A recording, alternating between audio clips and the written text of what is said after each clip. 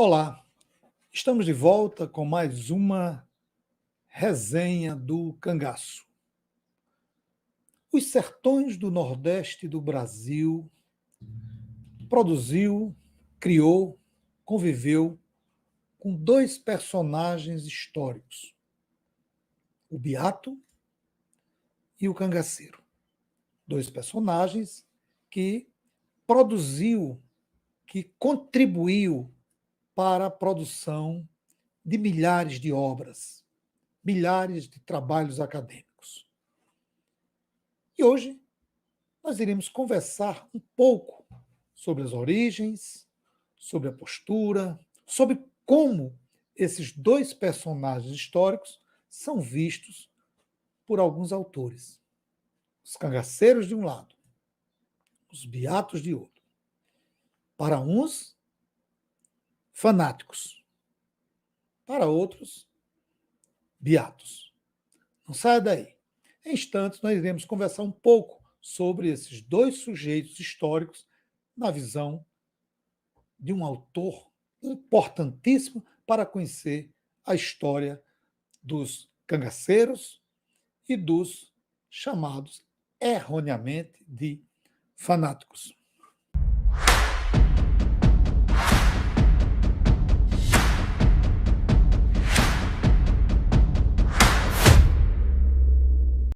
No programa de hoje, nós iremos conversar sobre essa obra aqui. Cangaceiros e fanáticos. Gênesis e lutas. Autor, Rui Facó. Editora, Bertrand Brasil S.A., Rio de Janeiro, 1988. 231 páginas. Esse livro que eu tenho aqui é a 8ª edição. Ele já está um pouquinho surrado, vocês podem perceber, mas eu guardo como relíquia. Por quê? Porque foi essa obra que abriu os horizontes para que eu pudesse iniciar os meus estudos, as minhas pesquisas sobre o sujeito cangaceiro e sobre o sujeito beato. Foi a partir dele que eu comecei a olhar para os sertões do Nordeste do Brasil e perceber que ali, naquela região, ou aqui na nossa região, tinha dois sujeitos que mereciam um estudo profundo: o cangaceiro e o beato. O Rui Facó, ele é cearense, de Beberibe. Ele, logo cedo, filiou-se ao Partido Comunista Brasileiro. Ele era formado em Direito, mas exerceu mais tempo como jornalista e faleceu muito jovem, em março de 1963, e esta obra foi publicada após a sua morte. E em meio à efervescência, um debate muito grande que se fazia sobre as potencialidades revolucionárias do campesinato brasileiro. É um livro de leitura fácil, prazerosa, que apresenta uma análise histórico-descritiva do que ele chama, mesmo que ele seja contrário a esse conceito, de fanatismo e do cangaço, numa perspectiva da teoria marxista. Já no prólogo de sua obra, o autor adverte que o termo fanatismo e banditismo são termos pejorativos e que não deveria ser usado. Para ele, esses termos retira o conteúdo progressista e revolucionário dessas rebeliões. Então já se percebe que o autor vai trabalhar sua obra, não esconde, isso aí é muito claro desde o início, numa perspectiva marxista. Ele analisa toda a trajetória, toda a origem e a participação desses dois sujeitos numa perspectiva marxista. E que os movimentos que envolveram esses dois sujeitos foram movimentos de tomadas de consciência das populações pobres rurais e que o que ele chama de misticismo religioso expressava a rebeldia, a capacidade de organização e a insubmissão das populações sertanejas. Foucault também interpreta o cangaceirismo como um movimento contestador da ordem social. Para sustentar tal posição, ele defende que o cangaceiro era diferente do capanga, espécie de matador profissional que dependia economicamente e socialmente dos fazendeiros, e por isso tinham que obedecer à ordem do patrão. Os cangaceiros, na visão de Foucault, ao contrário, comporiam um bando que conquistara a autonomia, ainda que relativa, do fazendeiro e do latifúndio. Portanto, o cangaceiro não seria, para ele, para o autor, um assalariado, um semiservo, praticante de crimes sob encomenda do patrão. Tratava-se de um homem livre que praticava crimes por conta própria. Um rebelde que lutava contra a ordem dominante imposta pelo latifúndio semifeudal. O cangaceirismo, na visão do autor, é um meio de vida que proliferava no Nordeste do Brasil, sobretudo em épocas de seca e de fome. Essa é a concepção geral do sujeito cangaceiro, do movimento do cangaço e do beato que ele chama de fanático. A sua obra, o título está lá, Cangaceiros e Fanáticos. Particularmente o termo fanático, eu também concordo com o autor, eu não vejo esses sujeitos, esses homens e mulheres que acompanhavam grandes lideranças religiosas, como o padre Cícero, como Antônio Conselheiro, como o monge José Maria e o monge João Maria, lá entre os estados do Paraná e Santa Catarina, que gerou aquele conflito conhecido como Guerra do Contestado.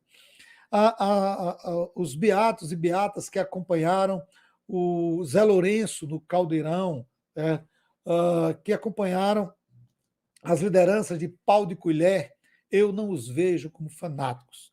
Eu os vejo como famílias religiosas que desenvolviam um catolicismo não imposto por Roma, e por conta disso eles foram muitos mortos, perseguidos, presos, porque não obedeciam às regras estabelecidas por Roma.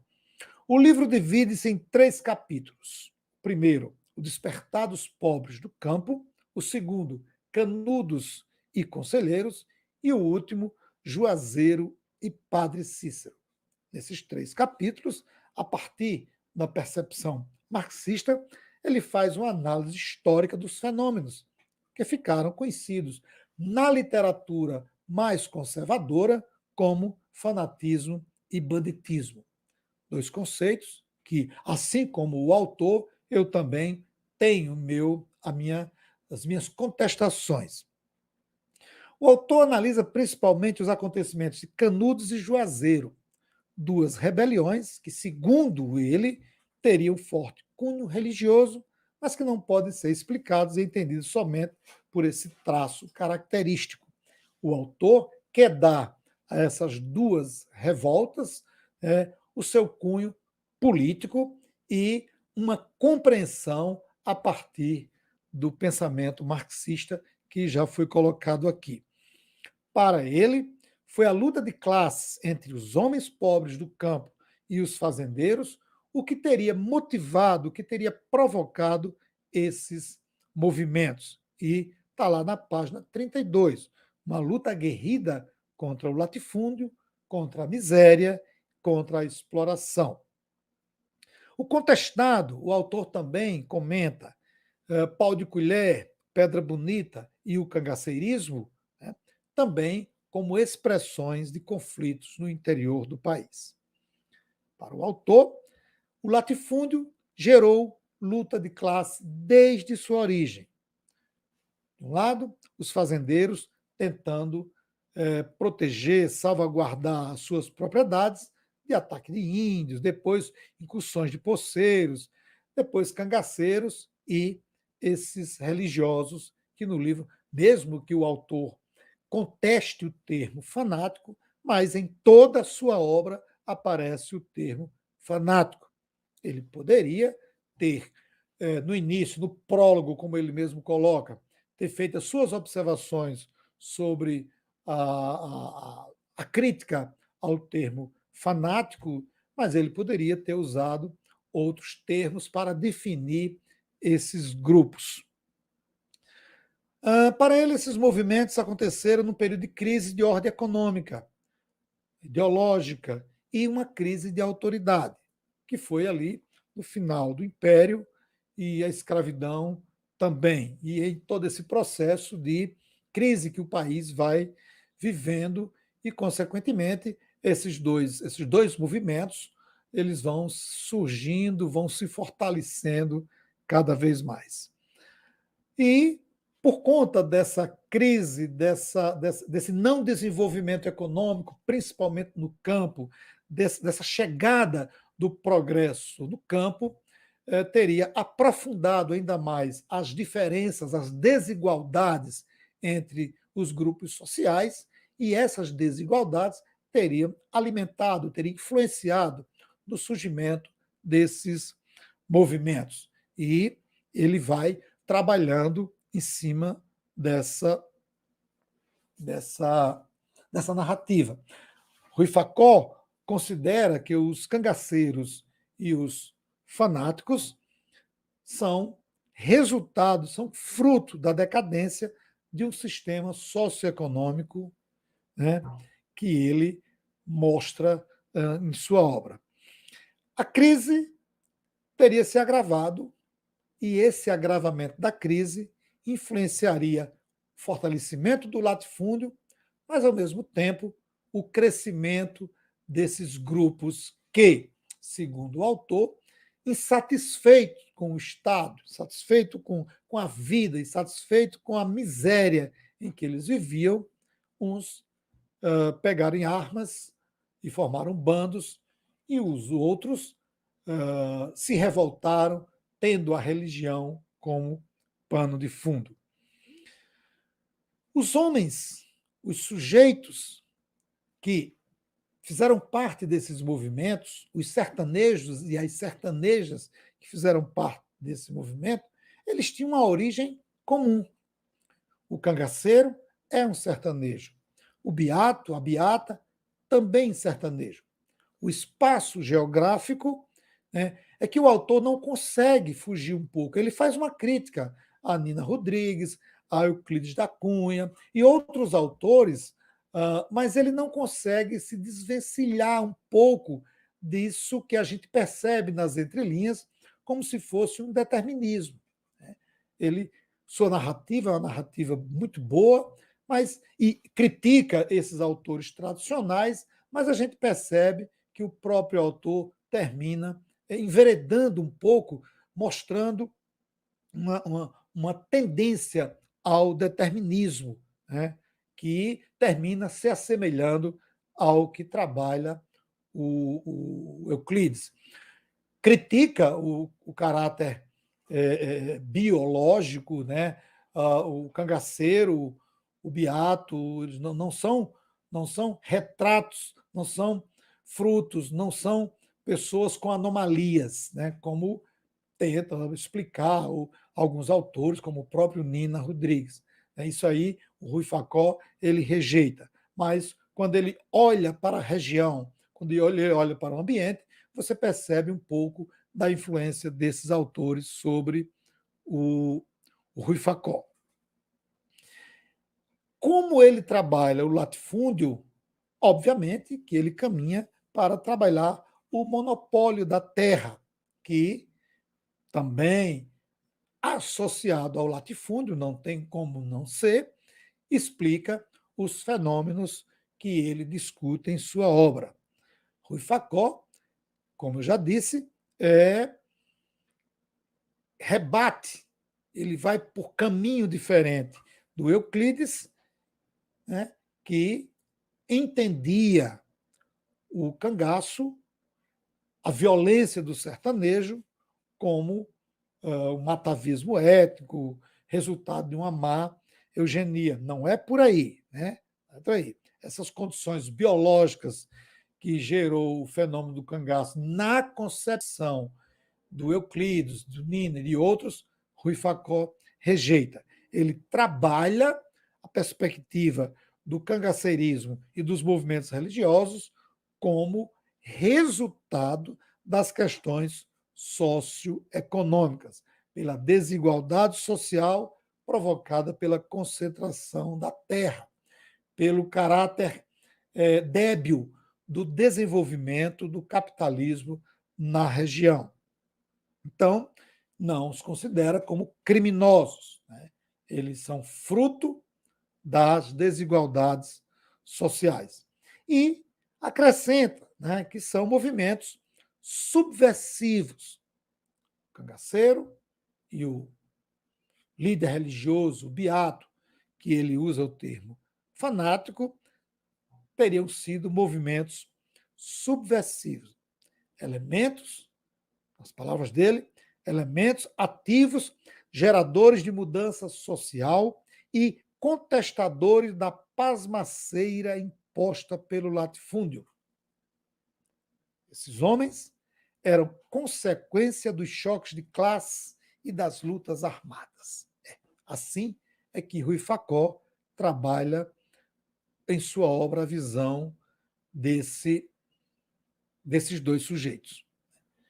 E aqui eu vou fazer minha explanação final. Mas antes disso, você que entrou agora, que está acompanhando o nosso programa, a nossa resenha, e que ainda não é inscrito, se inscreva.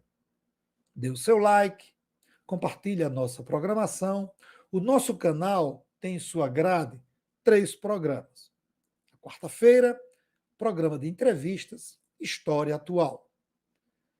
No domingo, a coluna Minha Opinião, que também é publicada no portal de notícias Nordeste 360. E quinzenalmente, a resenha do cangaço, sempre na sexta-feira. Os nossos programas, eles vão ao ar sempre às 18 horas. E a sua participação, a sua sugestão é importante para que a gente possa fortalecer o nosso trabalho. Quero agradecer as pessoas que têm comentado as nossas resenhas. Tem alguns comentários elogiosos, tem outros que fazem suas críticas, e isso só faz com que nós cresçamos. A crítica, ela é bem-vinda. Afinal de contas, né, as pessoas têm a livre a interpretação das obras. Aqui eu não tenho vínculo com a editora, não tenho vínculo com o autor, não tenho compromisso com quem produz essas obras. Eu faço a resenha, dou a minha opinião sobre a obra, e aí não tenho por que me ligar ou me prender por outros interesses. Né? E agradeço aquelas pessoas que deixam seus comentários, mesmo que não concorde com a resenha. Não tem problema nenhum. O seu comentário é bem-vindo, é bem recebido. Isso faz com que a gente tente melhorar o nosso trabalho. A interpretação marxista do autor é compreensível.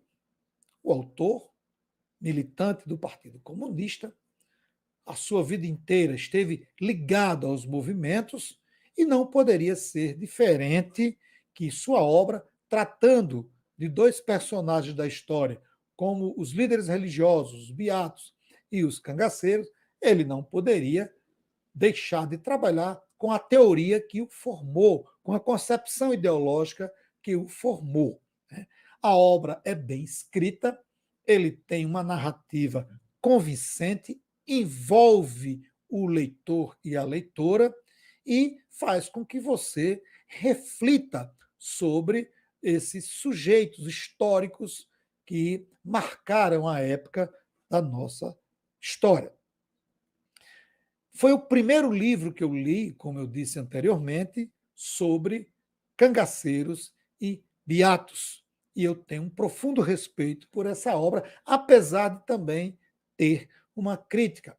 Essa obra ajudou a construir uma imagem dos cangaceiros como heróis. Ajudou a construir um discurso que eu questiono, que eu não concordo, de que os cangaceiros eram defensores, né, dos fracos e oprimidos. Eu não concordo com o autor quando ele trabalha dessa concepção. Da mesma forma que eu não concordo com a obra quando ele coloca os movimentos religiosos, como Canudos, Contestado, Caldeirão, Padre Cícero, a partir de uma concepção meramente política, né? Crise social e econômica. Não, eu acho que esses movimentos eles têm e a gente não pode deixar de olhar para o lado simbólico, para o lado das crenças, da simbologia e da fé. Alguém pode não concordar e eu respeito a sua opinião, mas eu não vejo esses movimentos apenas pelo olhar da crise econômica ou da crise social ou por interesses políticos. Né? Político que eu digo é a disputa de poder nesse sentido. Mas a obra, ela é uma obra que nós temos que ler. Temos que ter uma obra dessa em nossa biblioteca, em nossa estante, na nossa bancada de trabalho. Vale a pena a leitura do Rui Facó, Cangaceiros e Fanáticos. Eu fico por aqui. Um forte abraço para você. Mais uma vez, obrigado por participar, por assistir, por acompanhar o nosso canal. Até a próxima resenha do Cangaço.